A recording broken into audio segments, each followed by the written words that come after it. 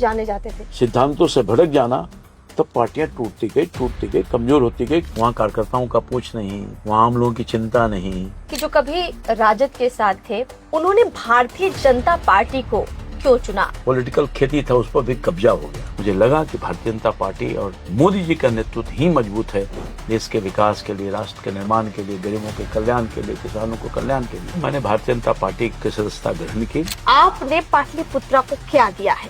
भारत सरकार की जो विभिन्न योजना है, रेल में, पुल में, पुलिया में, आवास में, आयुष्मान कार्ड में, जन योजना में, ये पूरा डाटा है मेरे पास।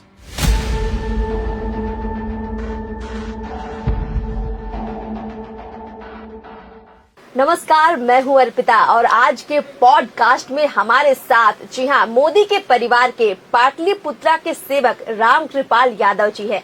सर, आपका बहुत बहुत स्वागत है हमारे पॉडकास्ट में। देखिए, हमारे दर्शकों को हम पहले बता देते हैं कि ये वो नेता हैं बिहार के जो रात को 3 बजे भी अगर इनके क्षेत्र में कोई घटना घट जाती है तो लोग इनको सीधे फोन लगाते हैं। ये वो नेता हैं जो सुबह मॉर्निंग वॉक पर निकलते हैं, अपने स्कूटर से जाते हैं गांधी मैदान और चलते चलते ही अपने क्षेत्र के लोगों की आधी समस्याएं यूं ही सुलझा देते हैं। इनके बारे में और भी समझेंगे, लेकिन उससे पहले जो इनकी एक छवि है बिहार में जन जन के नेता के तौर पर, हम सबसे पहले आपके काम से शुरुआत कर लेते हैं, जो कि आपके बारे में ये कहा जाता है कि बड़े सादगी भरे अंदाज में आप रहते हैं। कोई लाव लश्कर नहीं, कोई भीड़ नहीं लेकर चलते, एकदम सिंपल जो आपका ये जीवन है, जो आपका ये स्टाइल है। कैसे, मतलब आप ऐसे कैसे हो गए? बड़े बड़े नेता तो थोड़ा अलग अंदाज रखते, आप इस तरह कैसे हो गए?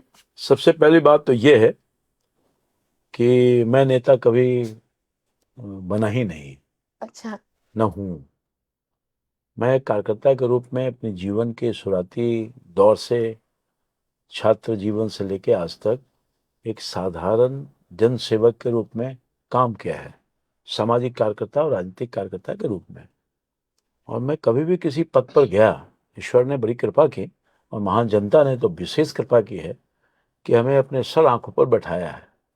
और लगातार कई सालों से महिमा है जनता का और हमारी पार्टी का कृपा है कि कोई न कोई पद पर मुझे रहने का सौभाग्य प्राप्त हुआ है। तो मैं कभी अपने आप को आम लोगों से अलग नहीं समझा। इसलिए मेरे जीवन का जो लंबा काल बीता है, लगभग 40 साल हो गए, उससे अधिक ही हो रहे होंगे, बिल्कुल सादगी से भरा हुआ, और कभी एहसास नहीं करता कि मैं किसी बड़े पद पर गया हूँ। और यही सोच के तहत मैं आज तक सामाजिक कार्यकर्ता के रूप में हूँ। और मेरा बैकग्राउंड बहुत जीरो है।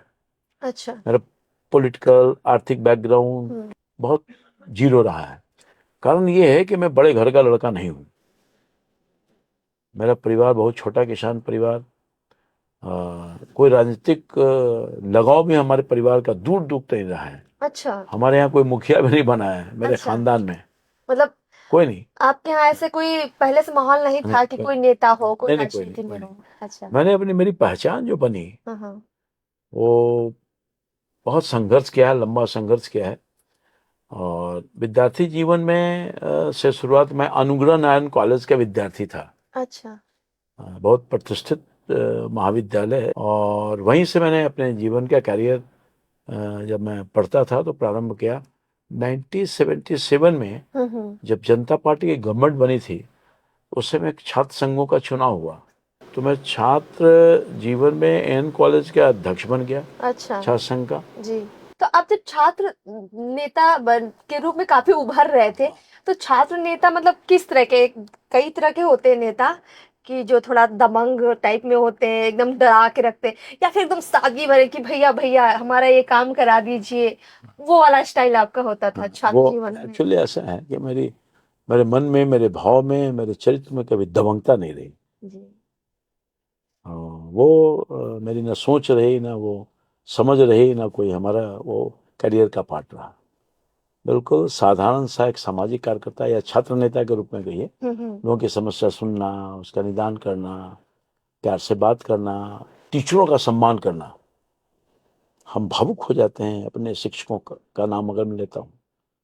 जब मैं नूरान कॉलेज में था तो इन द मेन टाइम मुझे 90 में असेंबली का टिकट प्राप्त हो गया। वैसे हम काउंसलर के चुनाव लड़े, कॉलेज से हटे, काउंसलर के चुनाव लड़े वार्ड नंबर 10 से, जी फिर मैं डिप्टी मेयर बन गया और फिर मौका मिला तो असेंबली का टिकट मुझे मिला जी। जनता दल से। आपका एक दौर रहा, वो दौर जिसका भी अभी आपने जिक्र भी किया, लालू यादव के आप काफ़ी करीबी रहे और लालू जी के साथ जो आपका संबंध रहा, एक वक्त पे आप उनके हनुमान के तौर पे भी जाने जाते थे। राजद के अंदर लालू और उनके परिवार के अलावा कोई बड़ा नेता नहीं बन पाया। लालू यादव धृतराष्ट्र की भूमिका में जब आए थे, आपको धोखा दिया गया, पार्टी से जिस तरह से आप अलग हुए, राजनीतिक छवि आपकी खराब हुई, सामाजिक छवि आपकी खराब करने की कोशिश की गई, कई तरह से, एक तरह से वो प्रताड़ना ही होती है।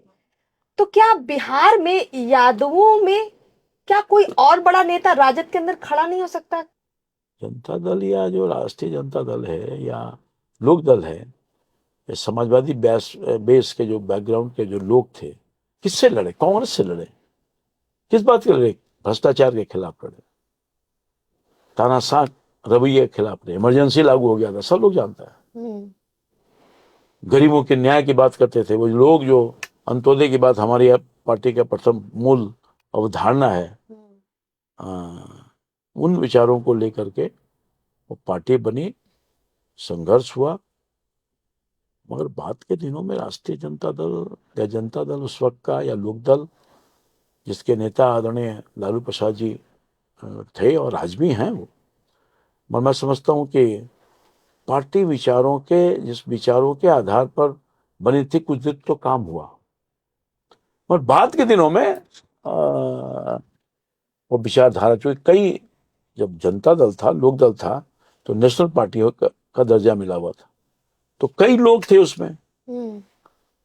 मगर जब क्षेत्रीय पार्टी के रूप में आ गया राष्ट्रीय जनता दल और उसके सर्वे सर्वा नेता आदरणीय लालू जी हो गए, तो मैं समझता हूं कि वो जो मूल उद्देश्य से जनता दल बना, लोक दल से जनता दल बना या राष्ट्रीय जनता दल बना, उस उद्देश्य की पूर्ति न कभी, मतलब जो पूरी तौर पर हो रही थी, बल्कि उद्देश्य से भटक गई। राजद अपने रास्ते से हाँ, भटक गई, नो डाउट। और बाद के दिनों में विचार हो गया, मन बदल गया, विचार बदल गया, सब कुछ बदलता गया। इसलिए कोई भी जो एक समर्पित कार्यकर्ता था, उस सब के मन में बेचैनी और भाव हो गया।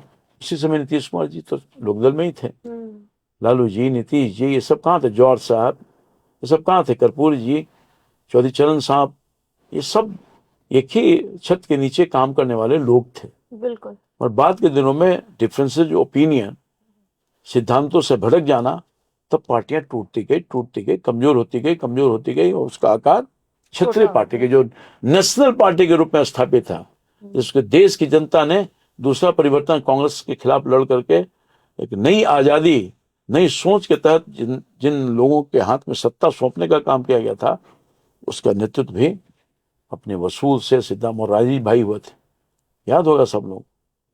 आज उस समय का जनता दल या उस समय का लोक दल आज सुस्थित विचारधारा के अंतर्गत क्षेत्रीय पार्टियों के आधार पर, चाहे मुलायम सिंह यादव जी हो, जो अखिलेश यादव जी अब उसको संभाल रहे हैं, ये सब एक ही परिवार से निकला हुआ अलग अलग ढंग से लोग काम कर रहे हैं। रामकृपाल जी, बिहार के बहुत सारे लोग ये जरूर जानना चाहेंगे कि जो कभी राजद के साथ थे, उन्होंने भारतीय जनता पार्टी को क्यों चुना?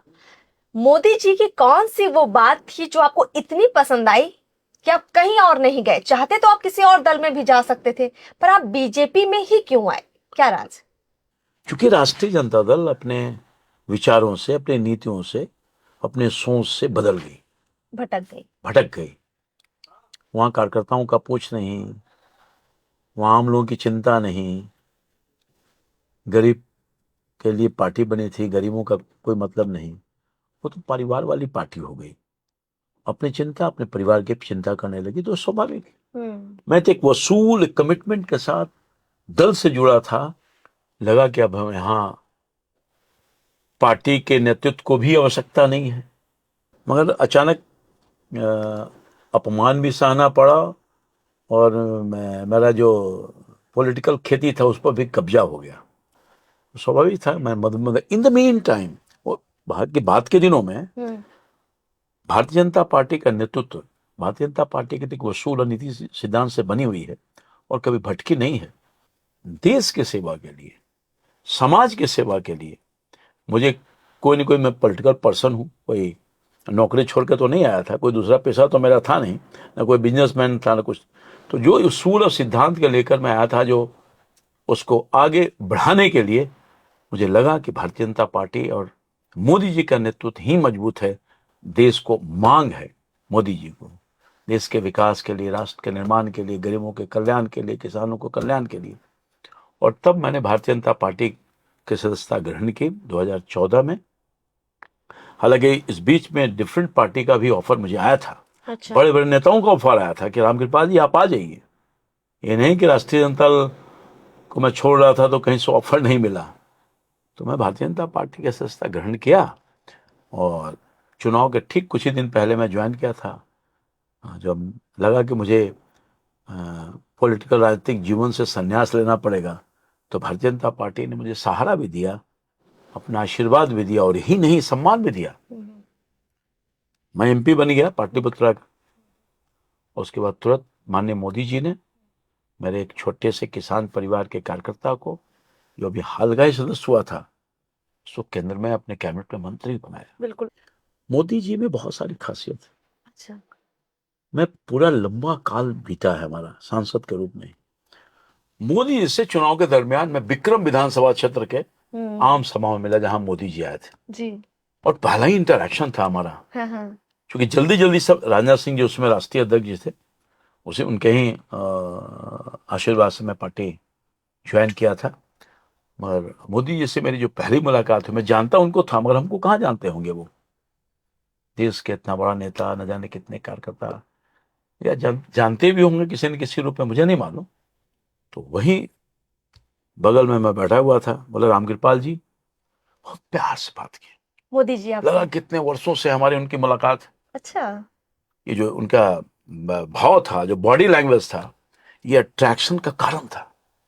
ये भी एक खूबी है, किसी को विन ओवर कर लेना, बोली से, भाषा से, प्यार से। संस्कार है मोदी जी में। लगा न जाने कितने दोस्त से हमारी पहचान है इनका।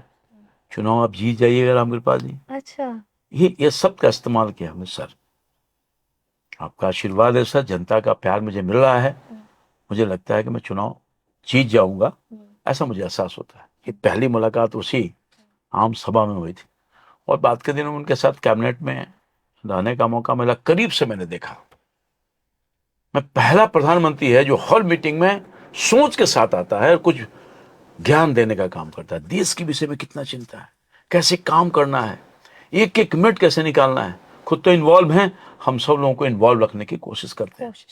इसी 10 साल में जो परिवर्तन हुआ है, ये तो भारतीय जनता पार्टी का नीति, पॉलिसी, सोच और मोदी जी का विजन और नेतृत्व, तब तो देश आगे बढ़ रहा है। इंफ्रास्ट्रक्चर में, रोड में, पुल में, पुलिया में, हवाई अड्डा, बिजली, गरीबों के लिए कल्याण योजना, आवास, आयुष्मान कार्ड, क्या क्या मैं बताऊं। तो मैं ये कह रहा था, इस प्रधानमंत्री जी में जो खासियत और खूबी है, जिसका हम 2 मिनट में चर्चा नहीं कर सकते हैं, इतना ही मैं कर सकता हूं कि ये जो व्यक्ति मोदी जी की सोच है, इसी सोच का, इसी विचारधारा का आदमी अगर देश के आजादी के बाद मिला होता तो हिंदुस्तान की तकदीर और तस्वीर बदली होती। मोदी जी ने 10 साल में बिहार के लिए क्या किया, अगर आप समझा पाए हमारे दर्शकों को देखिए, कि बिहार को कैसे आगे बढ़ाने का काम किया है बीजेपी ने, भारतीय जनता पार्टी ने, मोदी जी के नेतृत्व में। तो एनडीए की जब सरकार बनी, भाजपा और जनता दल यू के संयुक्त रूप से जो सरकार बनी, उसने बिहार को खड़ा किया 2005 के बाद। नहीं तो किसी रोड में आप चल नहीं सकते थे भाई, मैं ईमानदारी से कह रहा हूं। बिहार के किसी भी इलाके में, गांव में तो जाने के बाद छोड़िए, किसी एक शहर से लेकर दूसरे शहर तक जाने में 4 घंटा 5 घंटा लगता। अच्छा। चल ही नहीं सकते थे। न जाने रोड में गड्ढा था, गड्ढा में रोड था, कुछ पता ही नहीं था। चाहे नेशनल हाईवे का रोड हो या फिर स्टेट हाईवे का रोड हो। और गांव में तो सोच ही दीजिए, सोचना ही बंद कीजिए, गांव में जाते हैं। पैदल जाना भी मुश्किल था। रोड में बहुत काम हुआ और प्रधानमंत्री ग्रामीण सड़क योजना जो अटल जी ने जिस सोच के तहत लागू किया था, गांव गांव में सड़क का निर्माण हो गया भाई। आप कहीं चले जाइए, आसानी से आपकी गाड़ी जा सकती है। पहले गाड़ी ले जाना तो दुर्लभ था, बहुत दुर्लभ था। तो ये निजात दिलाया। विकास की बात आप कर रहे हैं तो भारत सरकार का सपोर्ट हुआ। भारतीय जनता पार्टी गवर्नमेंट का सपोर्ट अटल बिहारी वाजपेयी जी के समय से ही हो गया। जब जब मौका मिला, बिहार जो कि पिछड़ा इलाका है, उसके लिए विशेष कृपा करने का काम किया। और जब मोदी जी की गवर्नमेंट आई तो विशेष कृपा हुई। इंफ्रास्ट्रक्चर में, डेवलपमेंट में आप देख रहे हैं 4 लेन 6 लेन, पुल, पुलिया, रेलवे लाइन अंबार लग गया है, न बिहार में बल्कि पूरे देश के पैमाने पर। तो मैं समझता हूं कि बिजली नहीं था, लोग ट्रांसफार्मर और तार नहीं जानते थे, वो ललटेन युग था। उसका भी अंत ने मोदी जी ने कर दिया। आप कहीं भी ललटेन आप देखती हैं? नहीं दिखता है। अब तो आप उत्तर प्रदेश से आ रहे हैं, वहां भी ललटेन युग होगा कभी? हाँ, देखा अब तो नहीं है, अब नहीं दिखता है। अब तो हर गांव में हर समय उपलब्ध है बिजली। लोग पंखा और एसी तो सोचते ही नहीं थे। नहीं, अब जो सक्षम लोग हैं, अब एयर कंडीशन गांव में, दियारा के इलाके में एयर कंडीशन चल रहा है। हमारे दानापुर मंदिर में जाके देखिए, कुछ लोग संपन्न लोग हैं, किसान काम कर रहे हैं, पंखा चल रहा है, बिजली चल रहा है, एलईडी बल्ब चल रहा है। तो ये सब विकास।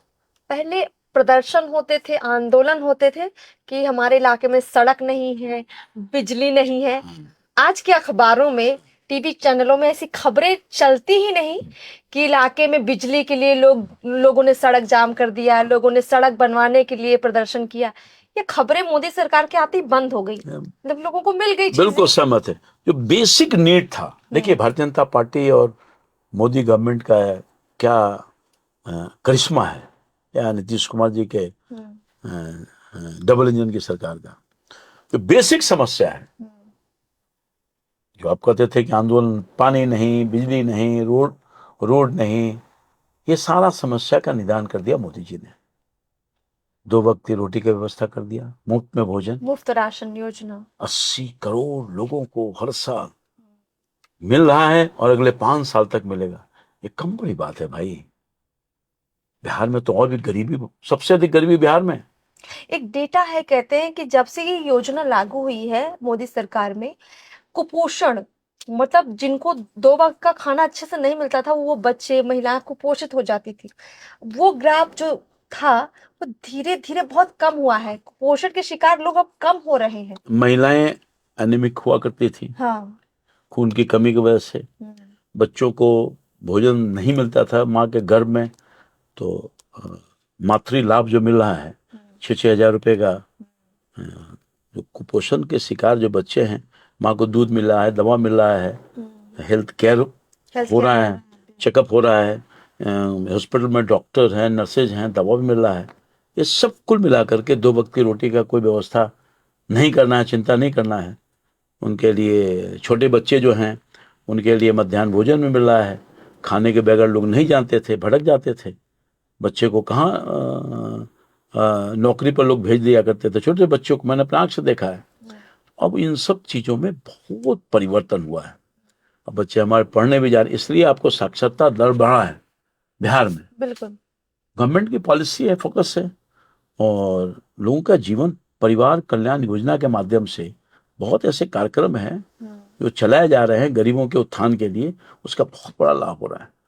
शौचालय नहीं था, शौचालय मिल रहा है। आवास, 4 करोड़ लोगों को हिंदुस्तान में आवास दिया प्रधानमंत्री जी ने। 3 करोड़ लोगों को और देने का निर्णय ले लिया है, कैबिनेट में प्रस्ताव आया था, पास हो गया, पैसा भी देना प्रारंभ हो गया है।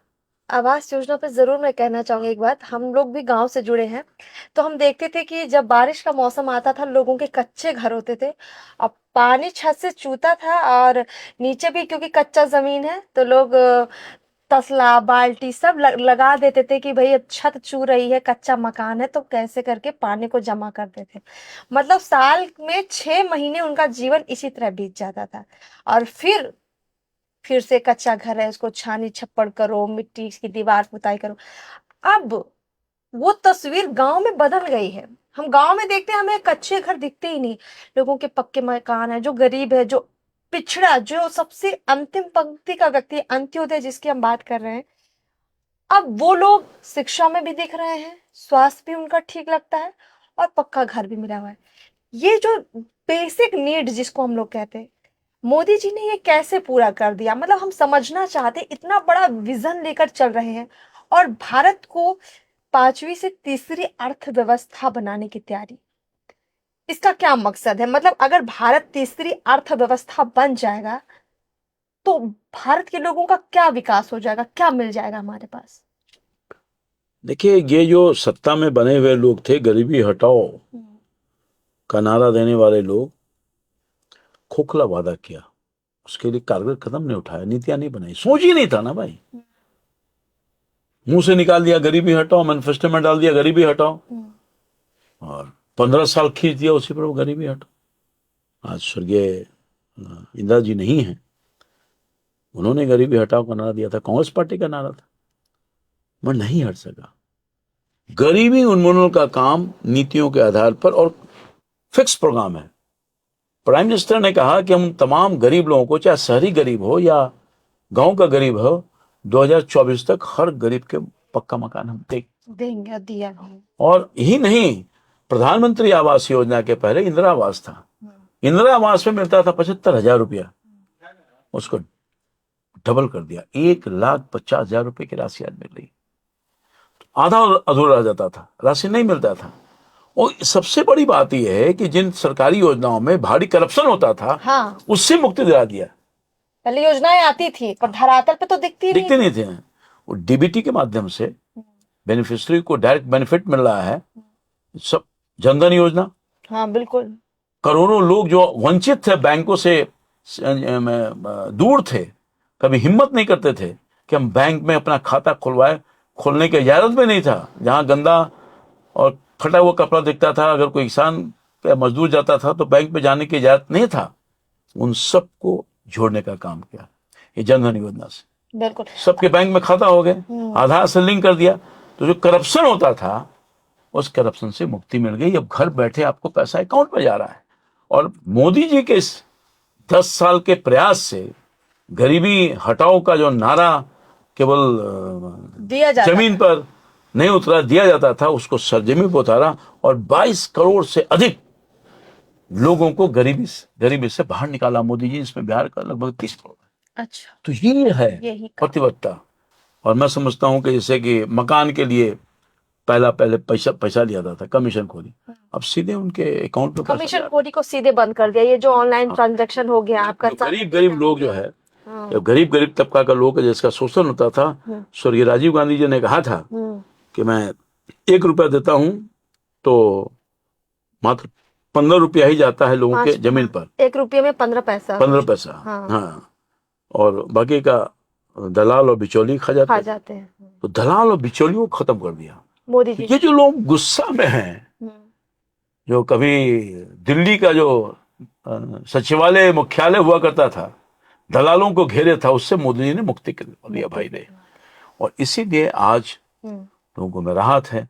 ये जो योजना मिल रही है गरीबों के लिए, चाहे 5 लाख रुपया का आयुष्मान कार्ड या मुफ्त में भोजन या बहुत सारी चीज है, वो सब पैसा तो लूटे जाते थे। करप्शन को खत्म किया, सही आदमी तक सही योजना जाए इसका व्यवस्था किया तकनीकी आधार के माध्यम से। और आज लोगों के पास खुशहाली है, आज लोग खुश हैं।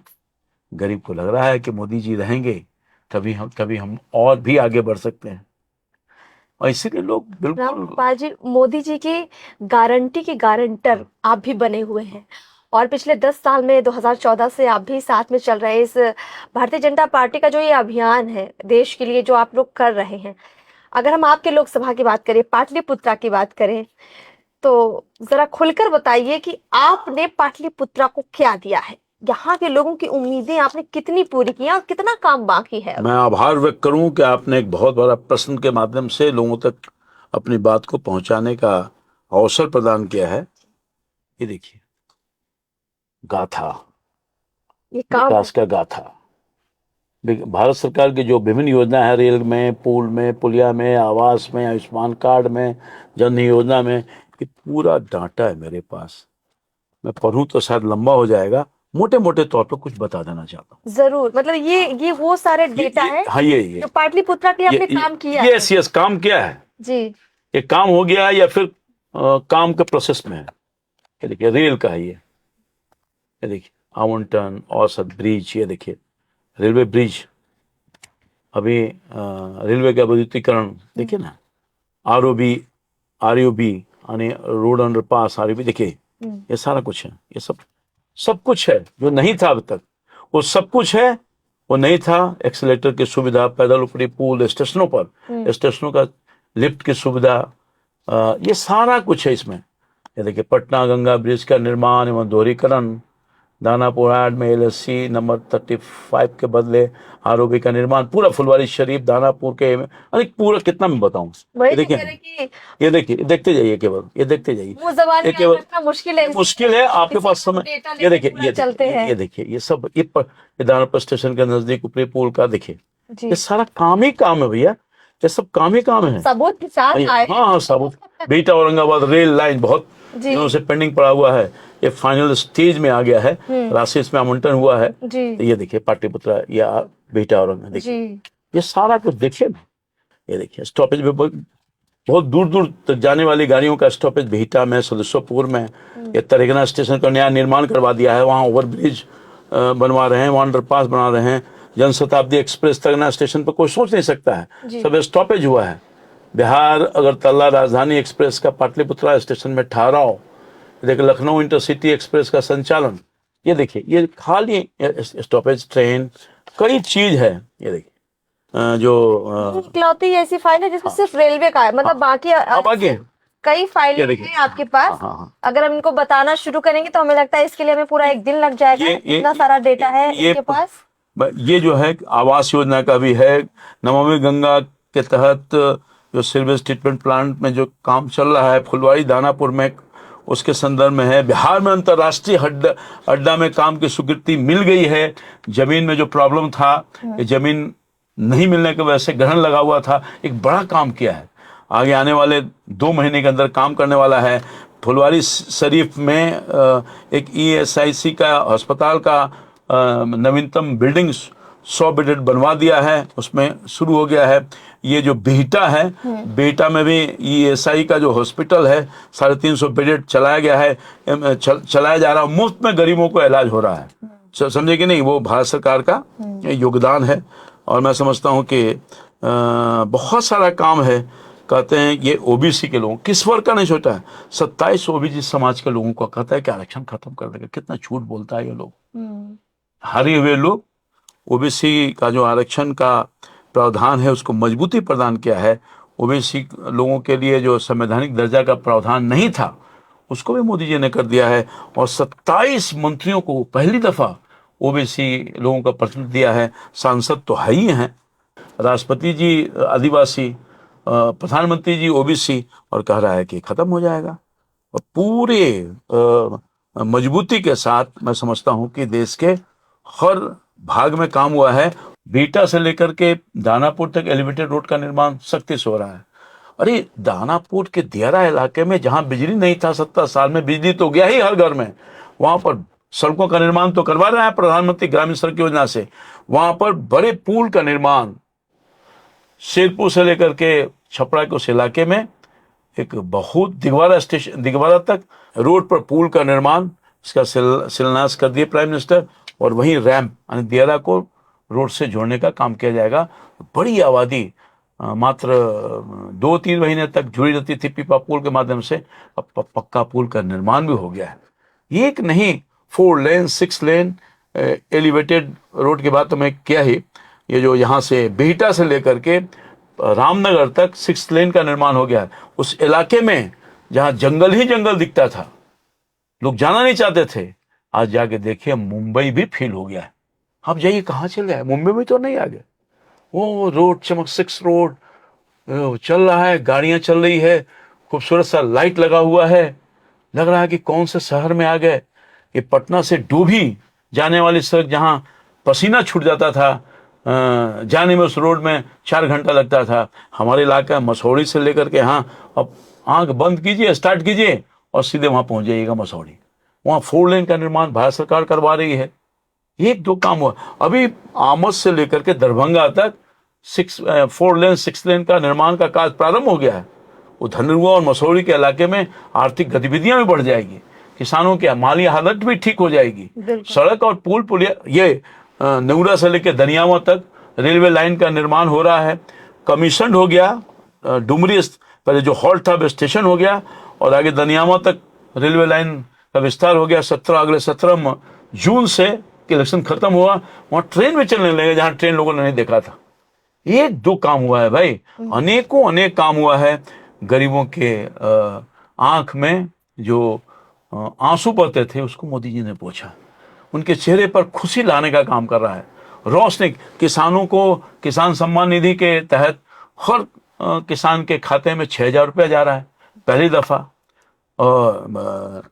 यूरिया का बहुत बड़ा ब्लैक होता था, किसान पसंद होता था, अब नीम कोटेड यूरिया आ रहा है, ब्लैक सब बंद।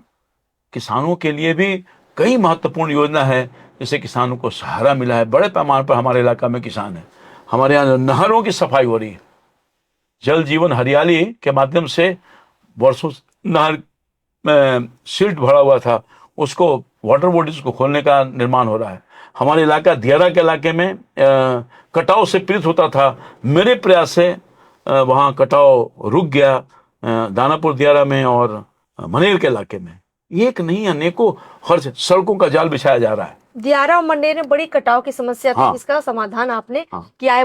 पाटलिपुत्रा लोकसभा में शायद ऐसा कोई घर होगा, कोई शादी समारोह हो, किसी का जन्मदिन हो, कोई सुख की घड़ी हो चाहे दुख की घड़ी हो, रामकृपाल यादव जी जो सांसद हैं पाटलिपुत्र लोकसभा के, वो मौजूद रहते हैं, खड़े रहते हैं अपने लोगों के साथ और दिन रात एक कर देते हैं।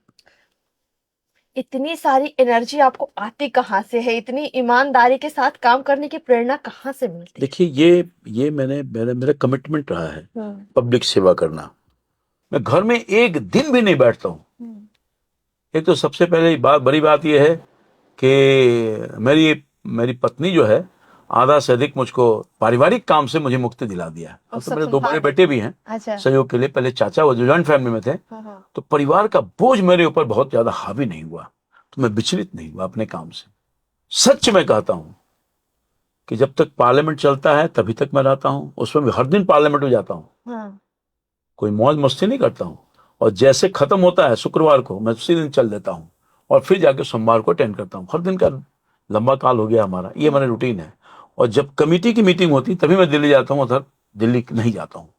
मैं हर दिन 10-12 गांव में जाता हूँ किसी न किसी बहाने। हर दिन 10 हर दिन ये मैं रिकॉर्ड पर बोल रहा हूँ। मेरा फेसबुक फॉलो करिए, पिछले 5 साल का आपको पता चल जाएगा एक दिन का रिपोर्ट। कोई भी आम आदमी हमको केवल खबर कर दे, बिना पूछे उसके घर में हमको पहुंचना ही पहुंचना है। तो मैं हर दिन 12-1 बजे आता हूँ और 12-1 बजे के बाद सोता हूँ मैं 3-3.5-4 घंटा हार्डली सोया बस। और फिर 6-6:30 सब जनता गुआ है। 6-6:30-7 बजे तक मैं गांधी मैदान में पहुंचता हूँ। 3 राउंड गांधी मैदान का लगाता हूँ, फिर वहां बात करता हूँ लोगों से, उन्हें समस्या दूर करता हूँ, फिर घर पर आकर समस्या दूर करता हूँ, और फिर लिस्ट उठा करके, अभी लिस्ट में दिखा दूंगा, मेरा लंबा लिस्ट है आज का कि कहाँ कहाँ मुझको जाना है। और मैं चला हर विधानसभा क्षेत्र में घूम करके, जहाँ रोड एक्सीडेंट हुआ, कहाँ दुर्घटना हो गया, कहाँ डूब गया, कहाँ मकान में आग लग गया, हमको हमारा तो या तो वर्कर तुरंत खबर करता है तब मैं गया, या बीमारी से या हॉस्पिटल में एडमिशन कराना है। हर दिन 10 से 12 एडमिशन में अपने फोन पर अटेंड करके IGMS, एम्स, PMCH, और अब तो ये ESI का हॉस्पिटल है, वहां भी बहुत बड़ा काम किया है। इतना बड़ा काम हुआ उस गरीब के इलाके में, और 3-4 डिस्ट्रिक्ट के लोग उससे लाभ उठा रहे हैं। जो ESI का हॉस्पिटल 350 बेड का है, जहां मुफ्त में इलाज की व्यवस्था, वो है एक्चुअली कर्मचारियों के लिए, लेबर डिपार्टमेंट का हॉस्पिटल है, मगर आम लोगों के लिए मैंने फ्री करवा दिया। अच्छा। जाइए, 1 पैसा नहीं लगेगा, क्या बात। सारा इलाज, खाना भी फ्री, नाश्ता भी फ्री, दवा भी फ्री, ऑपरेशन भी फ्री, जांच भी फ्री, सब फ्री। और ये मोदी की कृपा से चल रही है भाई। मैं धन्यवाद कितना मोदी जी को कौन दिल से हटा देगा। 2,500 लोग 2,000 लोग ओपीडी में जांच करवा रहे हैं, दिखा रहे हैं, एक पैसा नहीं लग रहा है, फ्री में। आप जाके पता कर लो बाबू।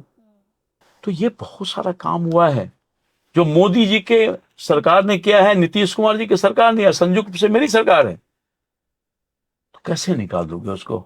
और 24 घंटा में 24 घंटा उपलब्ध है ऑन फोन। बिल्कुल, आप रहते हैं अवेलेबल। आप अगर मुझे याद किए, मुझे जानकारी होगी, मैं फट से ना पहुंचूंगा। बिल्कुल। आपके बारे में एक बात और बड़ी दिलचस्प लोग कहते हैं, एक तो ये है कि आप सब जगह मौजूद रहते हैं। दूसरी बड़ी बात ये कि लोगों को लगता है कि आप सांसद हैं तो अरबों खरबों के मालिक होंगे, लेकिन कुछ अलग हैं आप। एक गाड़ी, एक स्कूटर, साथ में एक आपके सुरक्षा कर्मी, इतनी कम सुविधा, मतलब कम से कम में जीवन एक सांसद के रूप में बिताना, और आपको इतना जाना आना भी होता होगा, खर्चे भी होते होंगे। बिल्कुल। पर ये ईमानदारी कैसे बरकरार रखते? देखिए, बड़ा मुश्किल है आज के दौर में। लोगों को यकीन करना भी मुश्किल होता है कि भाई कोई बड़ा नेता है तो 10 तरह से पैसा आता होगा, लोग सोचते हैं इस बात। बट आपके साथ कहाँ कैसे ये मेंटेन होता है? कौन है? देखिए, बड़ा प्रश्न आपने बहुत अच्छा किया है जी। मैं अपनी बात आपके माध्यम से अपनी महान जनता तक पहुंचाना चाहता हूँ। लोग जानते भी होंगे लंबे काल से। सच्चाई तो कभी छुपती नहीं ना, बनावटीपन तो बहुत दिन तक नहीं चलता है। और हमारा 40 साल का कैरियर, अभी तक कोई दाग तो नहीं लग रहा मेरे ऊपर। वही है कि अपनी सोच है। मैं कमिटमेंट के साथ जन सेवा के लिए आया और जनता ने मुझे पहुंचाया, सेवा का मौका दिया। सबसे पहली बात यह है कि हमारी जनता, एमपी हमको नहीं मानता। भाई, बेटा, मित्र, ये आभास है उसको। और एक तरफा नहीं होता है, दो तरफा होता है। और किसी जाति, किसी धर्म, किसी वर्ग, सब लोगों का स्नेह मिला है, तभी मैं स्टैंड कर रहा हूं। और दूसरी बात यह है कि आधुनिक युग में धीरे धीरे बदलाव आया है। मैं अपने आप को कैसे सरवाइव किया, बहुत कष्ट की जिंदगी में बिता रहा हूं। मैं किसी के पास हाथ नहीं फैलाया। एक ही वक्त आता है जब हाथ फैलाने की जरूरत पड़ती है, वो चुनाव, क्योंकि खर्च होता है। मैं बिल्कुल सच्चे दिल से मांगता हूं। मैं शहर के एक पार्ट में रहता हूं, शहरी इलाके में वार्ड काउंसलर था। गरीबी हालत थी। आजकल अपने पद का दुरुपयोग करते हैं, धमकाते हैं लोगों को, रंगदारी टैक्स लेते हैं, रैंसम लेते हैं, कमीशन खोरी करते हैं। अपने इलाके के इंजीनियर, ठेकेदार, पटदार, वीडियो, सीओ, बहुत कुछ होता है। मगर मैं खुलेआम चैलेंज करता हूं। करोड़ों अरबों का काम चल रहा है मेरे इलाके में डेवलपमेंट का, रेल से लेके पुल से लेके पुलिया तक। मैं किसी ठेकेदार को जानता नहीं, मैं किसी इंजीनियर को जानता नहीं। जानता हूं तो काम के लिए, ये काम कर दो भाई, ये गड़बड़ हो रहा है। अब पूछे, रिकॉर्ड में बोल रहा हूं कि आज तक इन लोगों ने मुझे कोई एक नया पैसा किसी से मैंने मांगा होगा अपने लिए? मैं रिकॉर्ड बोल रहा हूं, आप इसको वेरीफाई कर सकते हो। कोई कमीशन खोरी किया, मैं कोई गंदा काम किया, मैं दलाली किया? राज्य की सरकार में भी रहा हूं, उस समय से लेकर आज तक। राज्य की सरकार 15 साल तक आरजेडी की गवर्नमेंट थी, बहुत बदनाम गवर्नमेंट था उस समय। आज तक पूरे लाइफ में हमारी सरकार चल रही है। कोई एक आदमी बता दे तो मैंने किसी से किसी काम के एवज में 1 लीटर पेट्रोल अपनी गाड़ी में भरवाया होगा। अच्छा। मैं वो काल से गुजरा हूं जब मुझे 500 रुपया मिलता था। मैं काउंसलर था उस समय, में खर्च में चलाता था 500 रुपया में। मुझे एक वाकया याद आ गया, मैं आपको बता देता हूं। जरूर। उसका मेरे परिवार ने मुझको बहुत सहयोग किया। मेरी पत्नी, मेरे बच्चे, कोई डिमांडिंग नहीं। मेरे परिवार ने कभी मुझको कोई दबाव नहीं, हमको ये चाहिए, यहाँ घुमा दीजिए, यहाँ फड़ा दीजिए। बाध्यता होती है, और कमोबेश हमारे कार्यकर्ताओं ने मुझको बाध्य नहीं किया। हमारा जो कार्यकर्ता है वो भी ईमानदारी के साथ हमको सहयोग किया है। जानता है हमारे एमपी के पास मैं कोई बालू माफिया नहीं हूं। मैं ठेकेदारी नहीं किया, आगे से पीछे से पार्टनर रख करके। बहुत लोग करते हैं। बहुत अच्छा लगा। अपने पार्टी के कार्यकर्ता के, भारतीय जनता पार्टी के कार्यकर्ता की हैसियत से नीति सिद्धांतों के अनुरूप, मोदी जी की सोच के अनुरूप जनता की सेवा निष्ठापूर्वक काम कर रहा हूं और जब तक जिंदा हूं तब तक काम करते रहूंगा। एक बात मैं कहना चाहता हूं अपनी महान जनता को, आपका सहयोग मुझे बहुत मिला है, आपका आशीर्वाद मुझे बहुत मिला है। हमारी पार्टी के लोगों के प्रति तो आभार है ही है। बिल्कुल। मोदी जी, नड्डा साहब, अमित शाह जी, राजनाथ सिंह जी, यहाँ राज्य के जो हमारे नेतृत्व करता हैं, सम्राट जी, विजय सिन्हा जी, अन्य दूसरे सभी नेतागण, इनका आशीर्वाद तो मिला, विश्वास व्यक्त किया है, एक बार फिर मौका दिया है सेवा का। पटना की महान जनता का विशेष रूप से मैं आभार व्यक्त करता हूं। इनकी ताकत ही मेरी ताकत है। क्या बात मेरे सामने जो लड़ने वाला लोग है हाँ। वो अरबपति और खरबपति है, जिसका मॉल है, जिसका फार्म हाउस है, जिसका बिल्डिंग है, मगर हम तो वही बिल्डिंग में जहां पहले पहले था वैसे में खुश हैं। तो हमारा ये चुनाव जो होने वाला है, ये चुनाव नीति और सिद्धांतों के आधार पर, नीति, सिद्धांत और नेतृत्व के आधार पर। बिल्कुल। चुनाव से एक सवाल बहुत वाजिब हो जाता है, जो नया मतदाता है, जो यूथ वोटर है। देखिए, आपके हर किस्से से एक प्रेरणा मिलती है, तो हम चाहेंगे कि जो हमारे नए वोटर हैं उनको भी आप प्रेरित करिए कि उन्हें क्यों वोट डालना चाहिए। मैं खासतौर पर नौजवान वर्ग के लोगों को जो पिछले 18 साल के हो गए हैं और बड़े पैमाने पर पाटलिपुत्रा में और बिहार में, देश में नए मतदाता के रूप में है, मोदी जी का विजन है 2047 तक, जहां देश की अर्थव्यवस्था को हम मजबूत किए हैं, 5वें से 3रे स्थान की ओर अग्रसर है मोदी जी की नीतियों की वजह से। सिद्धांत 2047 का विजन है मोदी जी का, यही तो खूबी है भाई। 2047 की बात सोच रहा है, विकसित भारत की बात सोच रहा है। तभी जब लक्ष्य निर्धारित नहीं रखेंगे तो काम कैसे करेंगे? तो इस बीच में क्या क्या काम करना है, ये जो हमारे आज के नौजवान हैं, जो कल के इनके हाथों में भविष्य है, इनसे मैं अनुरोध करना चाहूंगा, विकसित भारत बनाना है तो मोदी जी के गवर्नमेंट को आप समर्थन करिए, अपना मत के माध्यम से समर्थन करिए। ये वोट ही आपकी ताकत है और मोदी जी की ताकत है। देश को तरक्की उन्नति के रास्ते पर ले जाने के लिए मोदी जी को प्रतिबद्धता है, उस प्रतिबद्धता में आप सहभागी बनिए, वोट जरूर करिए। मैं अनुरोध करना चाहता हूं। बहुत लोग परसेंटेज फर्स्ट फेज में तो बहुत कम था, दूसरे फेज में कुछ बढ़ा। मतदाताओं को जागरूक करने के लिए सरकार काम कर रही है, अपील कर रही है, मोटिवेट कर रही है। मैं अपने मतदाताओं से भी अनुरोध करूंगा, जो नए मतदाता हैं, कि आप उत्साह के साथ अपना जो पहला सौभाग्य प्राप्त होगा कि आपके माध्यम से चुनी हुई सरकार बनेगी, आपके देश के निर्माण के लिए सरकार काम कर रही है, आपके सुनहरे सपनों को सच करने के लिए सरकार काम कर रही है, तो आप ताकत दोगे तब तो। आप सोच रहे हो कि मोदी जी बने, 400 पार हो, आप वोट ही नहीं करोगे तो कैसे मोदी 400 पार करेंगे भाई? इसलिए उन युवा मतदाताओं से जो नए सोच के तहत आप अपने मत का प्रयोग करिए और लोगों से भी करवाइए। अपने माँ बाप, भाई बहन, भाभी, चाचा, दादा, नाना नानी, जो भी हो, फुआ, दीदी, सबसे अनुरोध करिए, जरूर अपना मत का प्रयोग करें। ये मैं अनुरोध करूंगा अपने पाटलिपुत्रा बिहार की महान जनता से, कि नौजवानों से खासतौर पर, कि देश के राष्ट्र के निर्माण के लिए और विकसित बिहार के लिए, विकसित पाटलिपुत्रा के सपनों को साकार करने के लिए अपना मत जरूर देने का काम कीजिए। तभी देश का भविष्य मोदी जी के नेतृत्व में बदलने का जो संकल्प है विकसित भारत का, पूरा होगा। बिल्कुल। और इसी अपील के साथ युवा मतदाताओं से जो कुछ कहा रामकृपाल यादव जी ने, इसी अपील के साथ हम इस पॉडकास्ट को समाप्त करते हैं।